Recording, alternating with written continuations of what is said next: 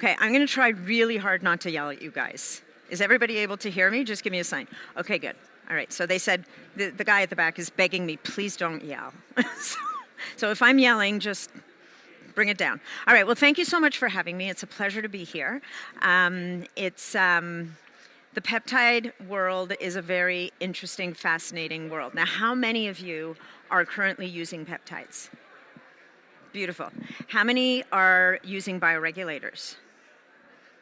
Amazing. Okay, I love a new crowd. So, although the name of the presentation is do's and don'ts, what I'm really going to start with is what they are, because it occurred to me that maybe people don't know what peptides and bioregulators really are. And before I tell you what you should and shouldn't do, let's talk about what we're going to talk about. So, when I first learned about peptides and bioregulators, when I first was introduced to them, I had the same reaction most people have. Oh my God, this is it. We're never going to need another supplement. We're never going to need anything else. This is the answer. The reality is that this, like every other fabulous modality and supplement you're going to hear about here, is going to work best if you're also working to optimize your body. So I'm going to say this now, and I may repeat it later, but what we want to do is we want to clear toxins. We want to work on our lifestyle. We want to sleep. We want to eat good food. We want to make sure that our liver is healthy. We want to do everything that we can to help clear the way for these amazing small proteins to actually get your body to do what it does best. And that's why peptides and bioregulators are so exciting, because what they're doing is they're initiating your body's own healing powers so that it can take care of the rest. And then we know that if we can do that instead of taking a drug that's going to block a pathway and have all kinds of other side effects that we don't want, if we can tap into the body's wisdom, then we're really onto something. All right, so first, let's talk about bioregulators. What can they actually do? So we know that bioregulators, if you believe in this whole biological age versus chronological age, so your chronological age is what your driver's license says, right? How many times around the sun have you been? Your biological age is a reflection of how you're aging on the inside. So the idea is that what we want to do, obviously, is age slower than time is passing, right? So the last time I did my test, I was almost 15 years younger than I am on my passport, which is amazing because I can walk around saying I'm a different age than I am. And also we can see things like your pace of aging, how fast are you aging. So we want to look at these things not as an absolute, but as a benchmark of how we're progressing. Also, bioregulators can help, certain bioregulators can help to lengthen and restore telomere length. How many people know what a telomere is? Yes, an educated new crowd. So a telomere, for those of you who didn't put your hands up, are the ends of the DNA, right? Every time your DNA replicates, which it needs to do in order to keep you healthy, your telomere shortens a tiny little bit. If we can keep those telomeres a little longer, then your DNA can replicate and you can age better. So we want longer telomeres. Helps to restore adrenal, thyroid, ovarian, testes, the function of all of your organs. That's only 4. There are 21 bioregulators. When people say to me, well, what's your favorite bioregulator? I'm like, you're asking me to pick my favorite child. Am I going to pick my heart over my liver, my lungs over my kidneys? I need all of them, right? So we need them all. It really will depend on what's happening for you at this moment. They can help to support fertility. Women's hormones, as we all know, it's a bit of a 5-ring circus, let's call it, right? And all these different things. What we can help to do with bioregulators is from the top down, sometimes we can help to bring balance back to these systems. We can also help to balance immunity. Even there are bioregulators that have been shown in animal studies to suppress tumors. It's not a cure, but if we can start to get into a world where we're bringing the body back into homeostasis and reigniting the immune system to do what we know it can do, we're ahead of the game. We can also improve sleep, all that, 30 years of research, and a pretty good safety profile. Now, peptides are the longer chain peptides, right? So we're talking about small proteins here. And I'm probably getting ahead of myself, so I'm not going to get ahead of myself. I'm just going to follow the slides for a change. All right. So what we can do with peptides, so bioregulators, think of bioregulators as more of the long game. Okay, so you're reestablishing balance in the body. With the longer chain peptides, so we have things like BPC-157, we have things like thymosin alpha-1, thymosin beta-4. These peptides, these longer chains, are more for an acute application. So they can help to speed up healing of, let's say, musculoskeletal injuries. They can speed up healing of the gut. They can really help to support organs in a different way. It can help, they cut recovery down. I've interviewed some doctors over the last little while, over the last 5 years really, that will talk about how peptides have shortened the time that they need to bring people to a better place. So one woman who I interviewed 2 weeks ago who deals only with people with chronic complex illnesses. If you're not sick enough, she won't actually take you. I'm like, really? Wouldn't it just be easier to take the not so sick people? She's like, no, I don't want those. I want the really sick people. But she said someone who it used to take her 5 years to heal, it's now taking her 2 because she has peptides and bioregulators as part of her toolkit. All right, very important nuance. Helps to restore mitochondrial function. We all know how important mitochondria are. There are peptides that can help to heal mitochondria and help to move mitochondria along. They can help to upregulate immune function. So remember, with the bioregulators, we're restoring and balancing immune function. With the peptides, we are upregulating immune function. And anybody here who's had any kind of autoimmune issues or immune dysregulation knows that upregulating immune function is a double-edged sword. It's not always the right thing to do. So this is why, with peptides, we have to be a bit more cautious and really understand what we're dealing with before we just throw them at someone.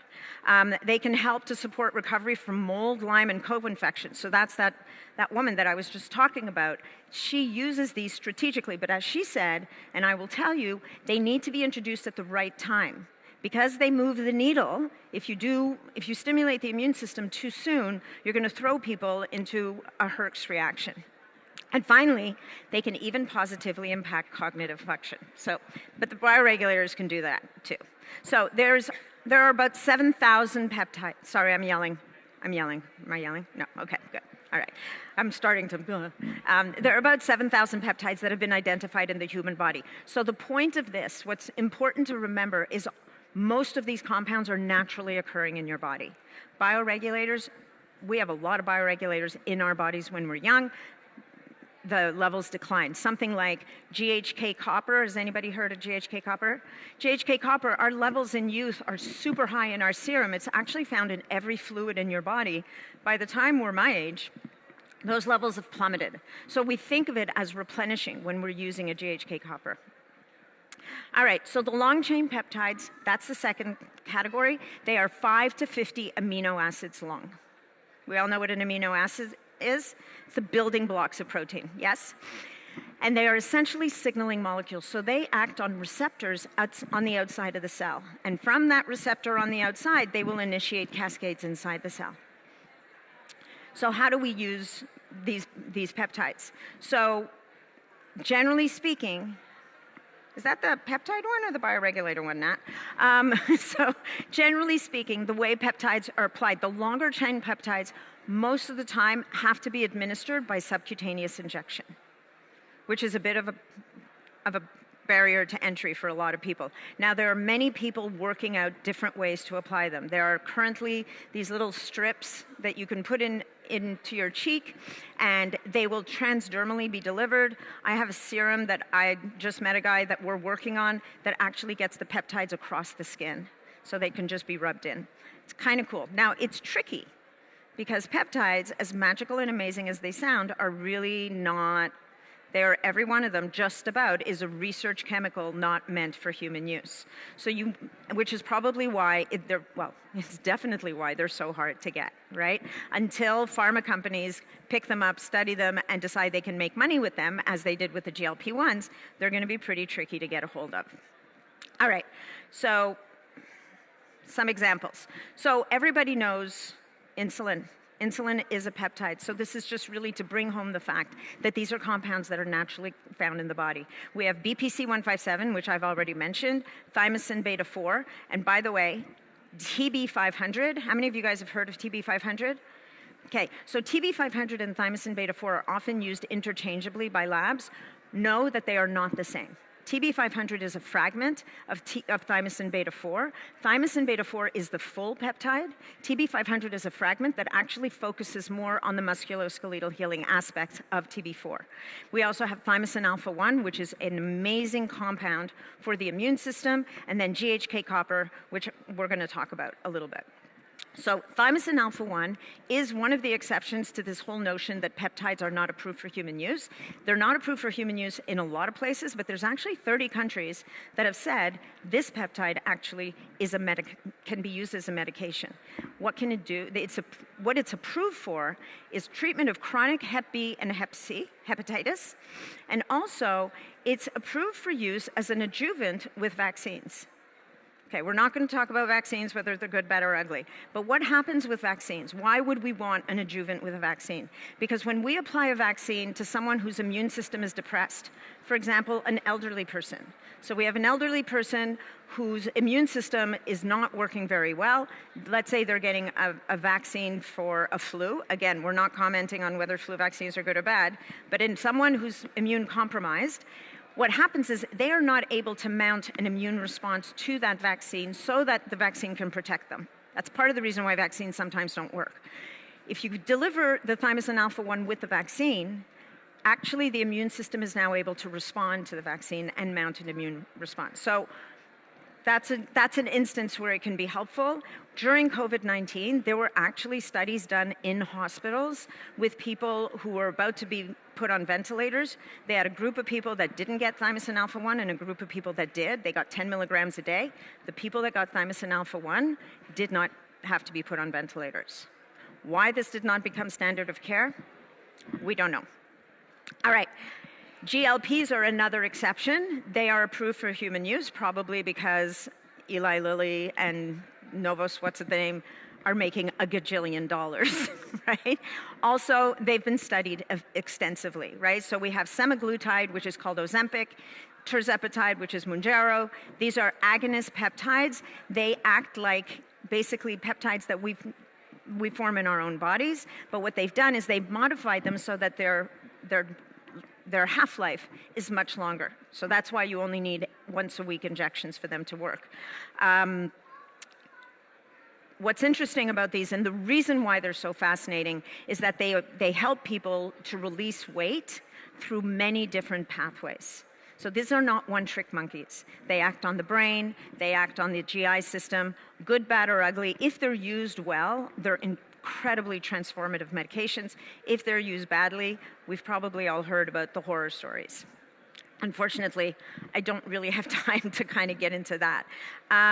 So where do peptides come from? So most of them are fragments of naturally occurring proteins in the body. Some are the actual full protein, and all of them are synthesized in a lab, in laboratories. The bioregulators are different. So classification, research, and safety, as I said before, most of them are research chemicals only. We do need better research to understand what are the long-term effects. And I'll give you an example. With BPC-157, for the most part, people not only tolerate well, but it makes them feel good, right? BPC-157 on paper in the brain can help to balance the GABAergic, serotonergic, and dopaminergic systems, right? So it helps to balance neurotransmitters. But here's the dirty little secret that nobody talks about. There's a subset of people that have the opposite effect. Those people can suffer from something called anhedonia, where they just don't feel anything anymore, or they get really angry or depressed or anxious. So we can say the majority of people, and I mean, it's not that different than medications, right? Some people don't tolerate medications. So we have to be able to get clarity on who those people are, because sometimes those people don't realize what's happening. They keep using it for a long time, and it can take a long time for them to come back into balance. So we do need more answers and more research. The good news is we have the biohacking community to take it for the team. So we have a growing body of anecdotal evidence that says that these compounds can be wildly helpful. And of course, alongside those biohackers, we now have a growing body of integrative medical doctors who are using these in practice. It's becoming trickier for them in North America even, because the FDA we won't even talk about Health Canada where I'm from, but the FDA keeps taking things off the list, so it's becoming more complicated. But as humans, we're very resourceful, and so the labs or the compounding pharmacies are always coming up with kind of slightly different ones that they can use instead. And definitely, okay, we already said that. Okay, so dosing and application. So one thing I want you to remember about peptides is that they are used in cycles. You should not need to use a peptide chronically all the time. There's a chance maybe GHK copper is an exception to that, but for the most part, I would say an 8 to 12 week cycle, it should do the work that it's doing because it's initiating repair. Think about it. You shouldn't just keep having to do this, right? And when we're not seeing the results that we want, let's say we are using a BPC 157 and TB 500 to help with a shoulder that's sore. If after 8 to 12 weeks your shoulder is still a hot mess, and I would say even before then there's something else going on. And this is where the peptides are really good, but if you have a biomechanical issue, if you have a muscle imbalance, you're not fixing the problem, you're just putting out the fire. And the fire's gonna come right back up again when you stop using the peptide. And which is basically what I'm saying, you need to stack them with everything else, right? If I'm gonna be using, let's say I'm using a stack of bioregulators because I'm trying to support my digestion, and my liver, so the liver bioregulator is going to help to restore function and form to the liver, but at the same time, we want to be addressing our diet. We want to be addressing, if we're drinking a bottle of wine every night, guess what? It might be a good idea to quit it. So back to the bioregulators, we're going to go back to the smaller chain peptides. So these are only 2 to 4 amino acids long. They are the smallest of the small proteins. And they act as epigenetic switches. And what that means is that they are able to get into the nucleus of the cell, bind to DNA, and initiate and restore the DNA's ability to produce proteins and to rejuvenate at a cellular level. Where do they come from? They come from that country that was flying drones over your airport a couple weeks ago. They were discovered and developed and researched in Russia. This is the man, that friendly-looking guy, Professor Vladimir Kavinson, and he spent his entire career researching bioregulators. The good news is that there are reams of papers that have been written on bioregulator peptides. If you go into PubMed or whatever search engine you have access to, you will find multiple papers, research papers on bioregulators. The problem is that finding them is really hard. A lot of them are still in Russian, and sometimes they refer to them as short peptides, short chain peptides. Sometimes they refer to them by like a code name, EDR, which is the code for pineolon. Sometimes they refer to them as pineolon, and other times they might refer to them as cortigen. So it can be a little bit tricky. They haven't made it easy for people, but the research is there. Where they originate from is, like I said, we make bioregulators. We have them in our own bodies. Where we get them from when we're using them therapeutically is there's 2 forms. There's the natural bioregulator and the synthetic bioregulator. The natural bioregulator is extracted from animal tissues, glands, and organs. So the thymus gland bioregulator is extracted from animal thymus. The pineal gland is from the pineal gland in the brain, and so on and so forth. What's happened with the synthetic form is that scientists have isolated, and this is Kavinson and his team, isolated the exact amino acid chain that really makes most of the magic happen. And that can be synthesized in a lab. And that can be administered either by subcutaneous injection, or it can be administered in an oral spray, or it can be administered transdermally. The natural bioregulator can be taken as a capsule and is classified as a nutritional supplement in most countries. So it actually kind of skirts around a lot of the regulatory issues. The other thing I want to say about the natural bioregulators is that the advantage of the natural bioregulator is that it comes with a whole cohort or surrounding of other amino acids and small proteins. And so when we take a natural bioregulator, sometimes it takes a little bit longer to experience the effect, but generally speaking, we see the effects last longer.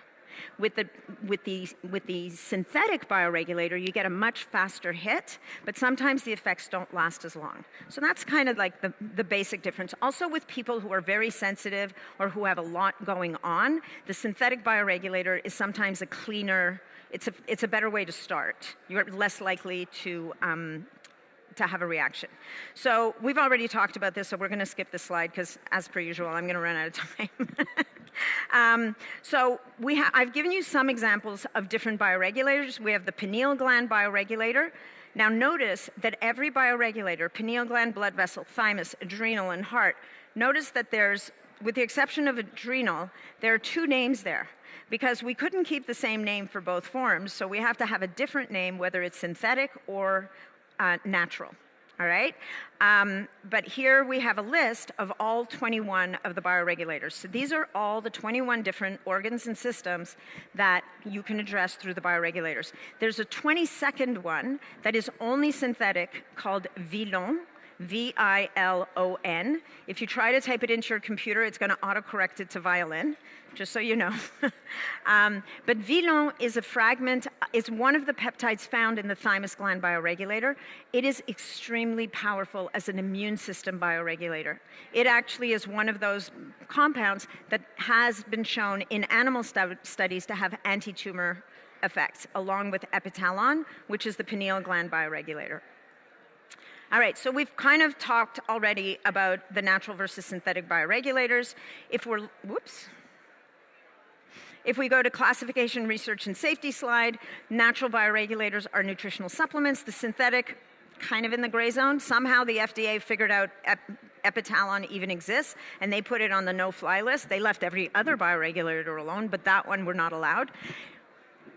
I will tell you, I can't remember if I go into detail here about what the pineal gland bioregulator does, but if there was one bioregulator you told me, Nat, I'm sending you on a desert island, you can only have one, it would be the pineal gland bioregulator. Why? Because what the pineal gland bioregulator does is that it helps to reset your circadian rhythm, which I might not need on a desert island, but let's say it had artificial lights. It would help to reset my circadian rhythm. It would normalize my melatonin production. It would help to activate telomerase, which is an enzyme that lengthens telomeres. And it would even have an overarching effect on my entire endocrine system. Plus, it's got immune benefits. So it's a heavy hitter in the bioregulator world. And that's just the pineal gland bioregulator. Now, how they're used is the natural would be, if we were doing a run of natural bioregulators, and let's say we have a 50-year-old person, and they say, you know what, Nat, I would like to do like an anti-aging stack, right? I would tell this person, we're going to build you a stack, which I'm going to get to that concept in a minute. We're going to use it for 30 days, 2 capsules a day, twice a year. That's it. We're not going to use it indefinitely. Bioregulators especially are not to be used ad infinity. You want to give your body the signal, and then you want to step away and let the body does what it does. The only time we don't do that is if we have some kind of imbalance we're trying to correct, and now we're going to start with 30 days, and then we might do 10 days a month for a few months and so we give a 10-day pulse, we let the body do what it does and assess, do we need another 10-day pulse? And you kind of go like that. And so we do that really with, like if we're working on hormone balance, if we're working on the HPA axis, so we might be using the brain bioregulator with the adrenal and the thyroid. The very important concept I want to make sure that I tell you guys today, and I said it before and it needs to be repeated again, is that bioregulators seek to restore balance. They do not boost and they do not suppress. The best example of that is the thyroid bioregulator. We all know that you can't take desiccated thyroid. If you have an overactive thyroid, it's going to send you to the moon. With the thyroid bioregulator, you can give it to someone who's hyperthyroid or hypothyroid. It's going to help to bring that thyroid back into balance. Got it? Okay. And then the synthetic bioregulator, by the way, is that shorter induction period. The other thing I want to address here, and I don't think I put it in here, is dosing. The dosing of the natural bioregulator is very different from synthetic, and there's been a lot of confusion on Reddit, in Facebook groups, and in many places about this. The natural bioregulators is like 10 to 20 milligrams a day dosing. The synthetic bioregulator, those injectables, we're talking 100 micrograms for a balancing dose, for just maintenance dose. We might go up to a milligram as a therapeutic dose. So there's a lot of people walking around saying you need 10 milligrams a day of epitalon.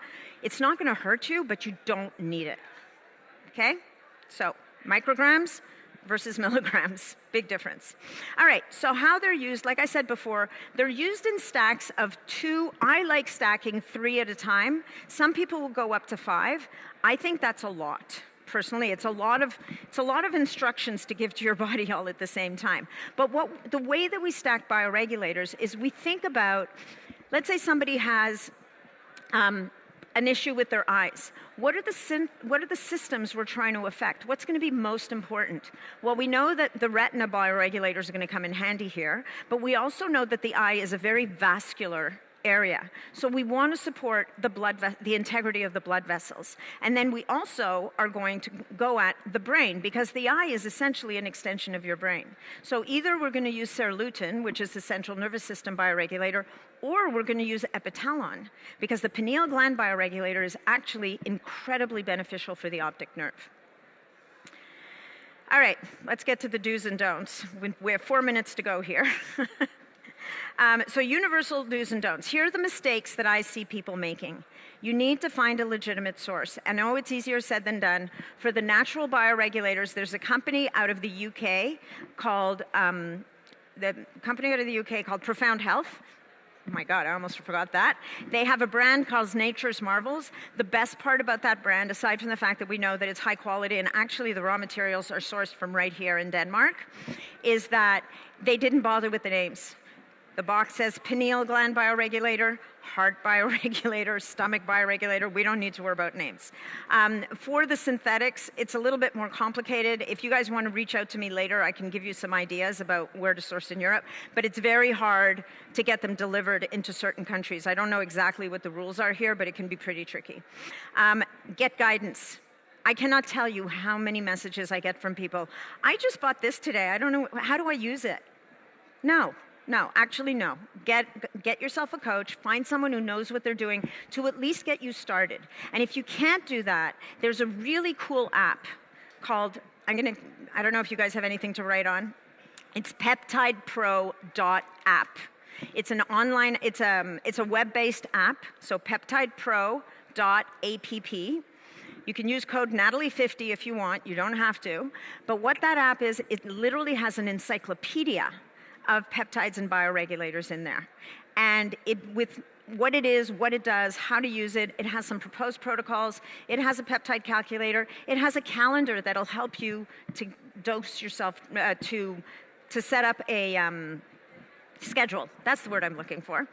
Anyway, so seek clarity on what the actual problem is. Again, people will come up to me and say, what's the peptide for this? Well, why do you have this? What's causing this? It's going back to what we talked about earlier.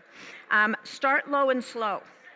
Don't go in with a full, if you've never used a compound and you're just introducing it to your body, please don't go in with a full dose. Please start low, see how you respond, see how you feel, and then move up from there. And then document. Keep a diary. All right, Peptide Pro has a great function in there where you can keep a diary of how you feel and how you're experiencing it. So do not blindly copy your BFF's plan. Even though your BFF did really well with it, they may not have the same issue as you. Don't do something just because it sounds cool. And I get this question all the time, Nathalie, what peptides are you on right now? Sometimes I'm on no peptides. You don't have to use peptides, you're fine, right? So use a peptide or a bioregulator because you have a goal. Don't think that nothing can go wrong. Things can go sideways. There are a number of people out there chattering from stages saying, these are natural, nothing can possibly go wrong. Promise you, things can go sideways. You can have allergic reactions, your body you could be pushing the wrong button on the wrong day, so things can go wrong. So Be respectful. If 100 micrograms of something can move the needle in your body, it is powerful. Yes? Okay. And don't ignore any symptoms or reactions you may be having, right? Because people are like, they'll be injecting a peptide and they'll develop like a little, like a mosquito bite. They're like, oh, it's kind of itchy. It's fine. After a week, they've got like a whole series of mosquito bites. That mosquito bite is actually a histamine response. And sometimes the mosquito bite turns into a bee sting, and sometimes the mosquito bite turns into hives all over your body because your immune system's decided, stop. So listen to your body, yes? All right, do not go on Alibaba and source the cheapest thing you can find. I have nothing against Alibaba, but if you want to go cheap, do it with your shoes, don't do it with your peptides. You don't know what you're getting. You're putting this into your body. It's important. Don't think you must use peptides. We did that already. Don't rely on peptides alone to solve the problem. And don't shun conventional medicine out of principle. Sometimes we need both. The bioregulators are superstars at working with conventional medicine. Sometimes you need both, right? We can't throw out the baby with the bathwater. All right. Remember to run your labs so that you have a baseline and you know you can track what's changing. Remember to apply those basic principles of healthy living, your lifestyle, your sleep, your hydration, your food, your mindset, your stress levels. A body that's in a chronic sympathetic state, you're going to have great speakers today talking about this, cannot heal, right? It'll fight you every step of the way. And remember to clear the way. So get rid of toxins, reduce your senescent cell load. There is a peptide for that. And get rid of those poor habits. I'm out of time. Am I in my Q&A now? Am I okay? No Q&A. Okay, we'll do Q&A on the side if anybody wants it. So universal dues, remember that, so here's the thing. Remember that people have been healing without peptides since the beginning of time.